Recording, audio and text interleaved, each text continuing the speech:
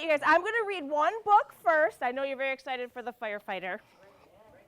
But I'm going to read one book first, and then we're going to have our special guest, okay? Is everybody ready? Yeah. This is called Firefighters. Firefighters. And I'll do my best to show everybody the pictures, okay? Firefighters rush and scurry.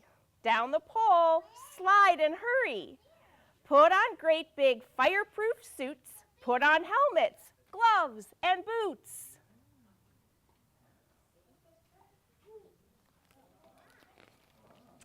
Here comes Spot the pet Dalmatian, ready to leave the fire station.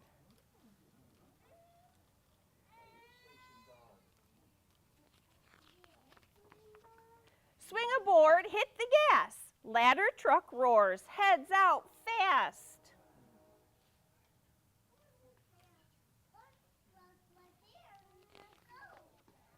Sirens screech, wee-oo-hoo. Pumper truck comes zooming through. Oh my.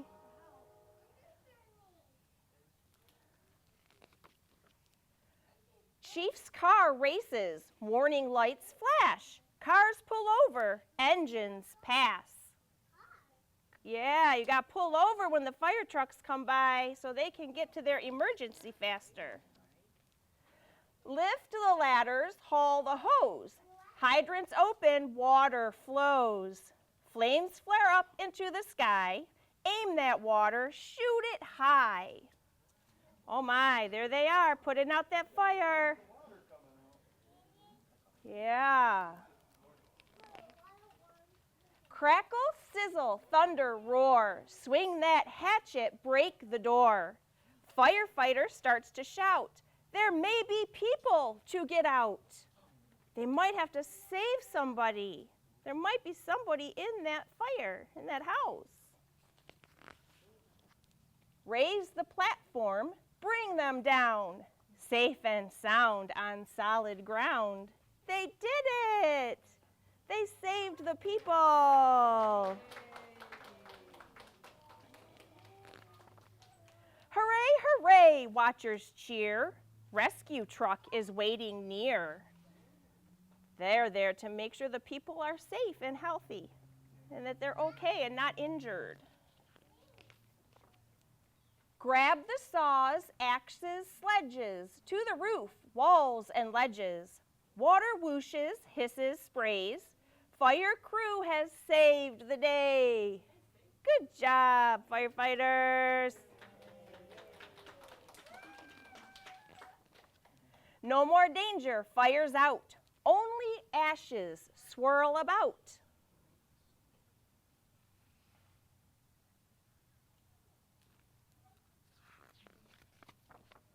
Pack the trucks, coil the hose. Back to town, the tired crew goes. I bet they're exhausted. That's a lot of work they just did. Check equipment, clean the truck, clean the clothes of guck and muck. Yes.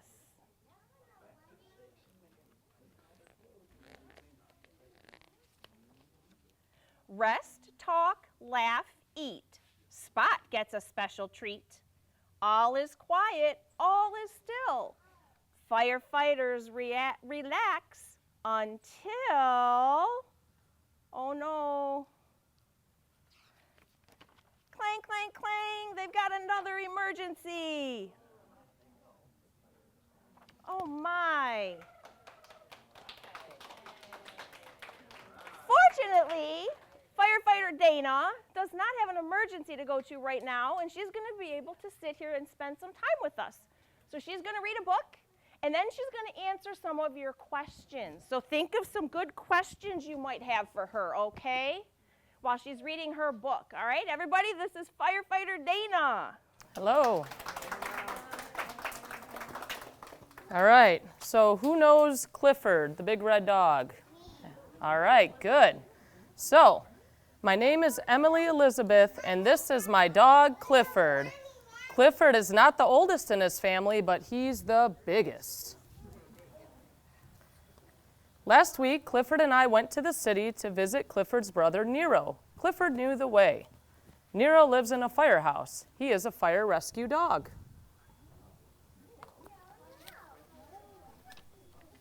I asked the firefighters if Clifford could help them. They thought he was the right color for the job, because he's red, and what else is red? The fire truck. Just then, a group of school children came in for a fire safety class. Nero showed them what to do if their clothing was on fire. Stop, drop, and roll. To smother the flames, you stop, drop to the floor, and roll until the fire is out. Clifford thought he could do that, so he repeated the lesson for the class. He stopped,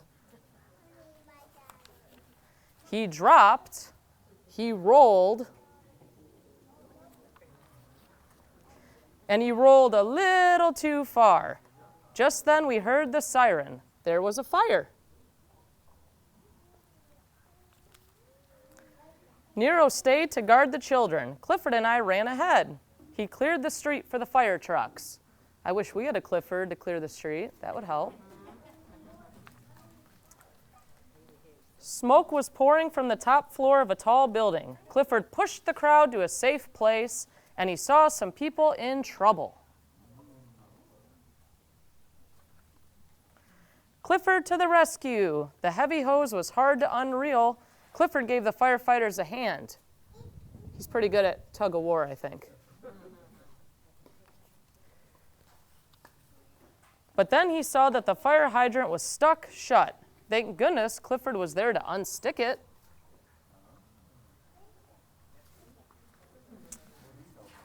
They had to get the smoke out of the building, so Clifford made a hole in the roof.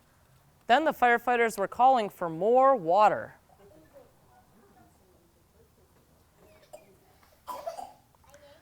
Clifford found some and helped clear the smoke away. He blew the smoke out. When the fire was out, Clifford made sure that the firefighters got out of the building safely, and they were grateful for everything that he had done to help. He gave some firefighters a ride back to the firehouse. Clifford was a hero. The fire chief made him an honorary fire rescue dog, just like his brother Nero.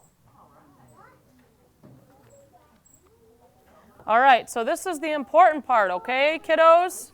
So, Clifford's fire safety rules. So you save the number of your local fire department in your home phone and ask your parents to save it. Does anyone know what number to call in an emergency? What number do we call? 911. Everybody yell, 911. Very good. And then you need to know 2 different ways out of your house or where you live. So we all have doors in our house, right? Do we all have windows? So in an emergency, guess what? Your windows become doors. So you have lots of ways to get out, and you can practice with your family. And then you have to choose somewhere nearby to meet with your family during the emergency that's kind of away from your house. So our meeting place is Jane and Vern's tree, our neighbor's tree. So that's where we would meet. And you never go back to your house for anything if there's a fire, because you're the most important thing. Then you can also tell your parents to change the battery in their smoke alarm every year, and you can do it on your birthday, so it's super easy to remember. So I like to tell kids when I go in the schools that on your birthday, change the smoke alarms, and you get to practice a fire safety drill. And you can even time it, and kids seem to like that because everything's a race. So that's pretty fun. You do not play with matches, ever. So lighters, matches, fireworks, don't play. Candles, treat them like glass, like they can hurt you, and just go tell an adult, okay? And then you never, ever use the stove without an adult, right? Good. Okay, so my name is Firefighter Dana, and then today my daughter Nora and my wife Kelly are here as well. So I'm going to show you guys some of my gear, and then I wanted to answer any questions. So I'll give you a really quick background. I'm in my 10th year at the Livonia Fire Department. I mostly work at Station 5 up at Middle Belton 7, but we kind of rotate around every day. So I've spent a lot of time there, Station 4 at Middle Belton Plymouth, and Station 3 over at 7 Mile and Wayne at Bicentennial. So I've been here for a while. I'm taking the public education and kind of trying to up that a little bit. So I'm in the schools a lot and some of our adult facilities. Have you guys ever been to Passport to Safety? So that's our big event. It's the biggest one in the country, actually, public safety. We just had it. It's in the summer. Our next event is in October. It's our open house. It's at Station 3, which is at Bicentennial Park. And I think it's October 12th. It's the second Saturday in October, typically. October is like Fire Safety Month. So if you guys haven't been to one, I really encourage you to come on out, all right? So I'm gonna have, come here. Oh no, you poked your eye. I'm gonna have Nora come up. You're gonna get your helmet? Okay, and I'm gonna show you guys my gear. So, we've got big, heavy jackets, and they've got our name on them. And they're super bright colors because at night or in a fire, it gets really dark. So if you're ever somewhere where there's smoke, you gotta get low so you can see under the smoke. So that's why we have our name on here so we can see it nice and good. And is this how you guys keep your boots at home? Do you keep them in your pants? It's kind of a good idea if you have a little one for snow boots. That's really. So we keep our boots in our pants. Does anyone know why we keep our boots in our pants? Any guesses? Go ahead. So it's faster, that's right. So when we get a call at the fire station, we want to be able to get our gear on and get in that truck and get on our way in close to a minute, okay? Because fire doubles really, really quick in size. These are in my bag, so they got a little jammed up. So we got to be super duper fast. And then when we get to the fire, that's when we put on our air tank and our mask and all that, which I don't have an air tank today, but I do have my mask. So I'm just going to kind of walk through. We're not going to go crazy fast, but so you guys can kind of see. So we jump in, we pull them up, and we've got these cool suspenders to keep them from falling back down on us. And then I've got this hood, because this is the most vulnerable part of a firefighter is our necks and our ears. So if you guys have any old firefighters in your family, they might have some kind of burnt up ears and stuff because this is kind of a newer piece of equipment. Is this going to mess with your mic? Because I can leave this off. Okay. So we'll pretend it's on, right? Hello. Thank you. Nora has my special gloves. So those gloves look a little bit different than these gloves. Thank you. Does anybody want to guess the difference between these gloves? Go ahead. Yeah, go ahead. Yeah? They're...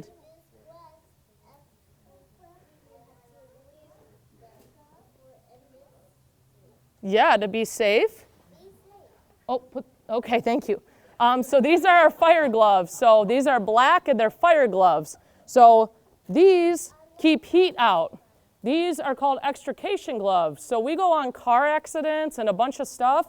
So these kind of have almost like a skeleton on them to keep your fingers from getting crushed. And this red stuff stays grippy even if oil gets on it. So these are what we use when we're having to like cut up cars or machines or things like that. So we have two types of gloves. You put them on. Okay. All right, and then we've got this, again, keep our neck safe, okay? And then this, we have a little flashlight, which, do you guys think a flashlight helps much if it's real smoky? So have you ever been in your parents' car when it's really foggy out, like around Halloween, and they turn their headlights on and it just looks more foggy? Smoke is the same way. It doesn't really help us to see too well. So if I'm going into a fire that's really smoky, I don't really use this. That's why we have our bright colors. And on our air packs, we actually have lights and we have alarms that go off. Like if someone doesn't move for a while, a firefighter, it'll have an alarm that goes off so that we can find where they went if they need help. So I'm going to take this off just because I don't want to mess with the microphone too bad. But, oh, show them off. Show them off. Put your hands up. Pretty cool. And we carry all kinds of stuff in our pockets. So that's why we have extra big pockets. So this is webbing. We can use this to drag people out if we need to. We can use it to kind of make a little bit of a quick harness or a loop to get ourselves out, like if we're upstairs somewhere. So that's pretty important. And then this is pretty important. These are cutters. So does anyone know what we might need to cut in a fire? Any guesses? So certain ceilings have like wires on them, and if they fall down on us, they make a big tangly mess, and different wires. So if we can't see, which a lot of times in fires we can't, we do training in our maze totally blacked out, and we have our full gear on, and we have this part where it's all wires, and you got to find a way to get through it. And if you get stuck, you have to cut yourself out because you don't want to be stuck in there because we only have a certain amount of air. So our air tanks we have really are about 15 minutes. You think they'd be longer, but once you start working, you really consume it quicker. And we've always got to be careful not to get too deep into something to where our alarm goes off when we're at a quarter tank, and then we can't get back out. So if we can't help ourselves, we can't help anyone else, right? We have, these are door wedges, different kinds. So our chief actually got these made. So they got our name and our badge number. That's kind of our ID for life at the department. And then this is a different type of door wedge that goes up in the hinge. So when we're searching places with a lot of doors like hotels and stuff, we want to make sure that we're leaving ourselves an exit. And then after that, we'll typically mark the door, close it, move to the next. So an important thing I like to share with parents and grandparents and kids, when you guys are at home, like Nora, her bedroom has 2 doors. We keep those doors closed when we sleep, right? We don't leave them open. A lot of kids want to leave their door open, but they've done studies, and there's been photos I could pull up of close to an 800-degree difference just with a standard door, residential, within a room of a fire. So a fire can happen in the room next door, and just a standard door can keep that heat 500 to 800 degrees less in that adjacent room. So it's super important to have your kids understand that and have their doors closed. I know it's tough sometimes, but that's like one of the easiest fire safety things that we can do.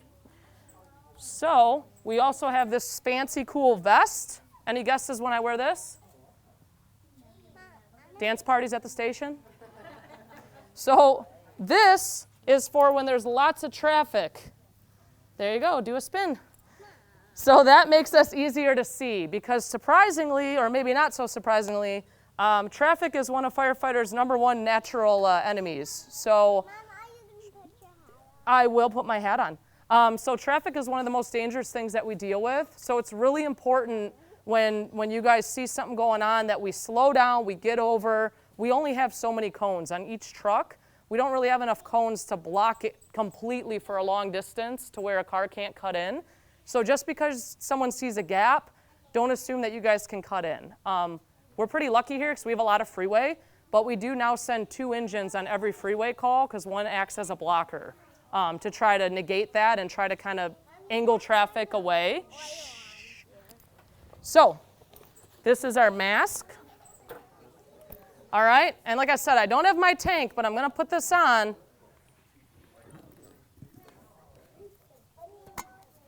So it's kind of like a scuba mask or a snorkel, okay? When we have our air tank on, we sound like Darth Vader. And if we come in to get you, you're already probably a little scared, but you never, ever, ever want to hide from firefighters. So what we'll do is we'll come in and we'll knock on the door and say something like, "Fire department, anybody in here?" And then we'll hold our breath and listen, and that's when you would say, "Help, I'm in here," right? And then we'll be able to come get you. So when we have our air tank on, it really does. You hear every breath, and it's a little scary for kids. But we're there to help you. We're the good people, so do not hide from firefighters. And if something is on fire, go tell an adult. I'm also a youth fire setting prevention specialist and like program manager, and they've done studies that kids under the age of 5 sometimes think that they can just fire's out of mind, out of sight, that it'll go away. So a lot of fires will start in bedrooms. They'll put it in the closet, and they'll think it's done because they don't see it anymore. They just don't understand. So it's really important to educate the little ones on the danger of that, because again, it grows quick. Last is my helmet. All right, so I've got my last name on here. It's Tim. And we've got this cool little eagle guy on here, and he's my wall finder. Because when we're in a fire and we have our head down, we tend to run into a lot of walls. So he's dented, and I broke my other one. But I'd rather that than my head. And then we've got this visor. So we also wear safety glasses underneath, because when we're cutting up cars and doing all sorts of stuff can get in our eyes, and that would be super, super bad, right? So we have a chin strap. We tighten this up. We have this down. I've got a little bit of a flashlight on here as well that we can use when we're looking for stuff. And the other really cool thing is, oh, my light's still on. We've got our last names, so we use these for like accountability. We take them to our chiefs and stuff, and we kind of try to keep track of who's where. And the final really neat thing is this limited edition T-Rex official firefighter sticker. No one else on the department has one, so it's pretty special. All right? Yeah. Oh, my other one, yes. Yes, the mom and baby, yes.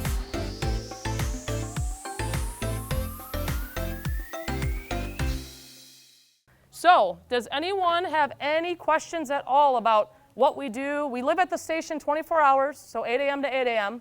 So I just got off shift this morning, and they drove to meet me. I live in St. Clair Shores.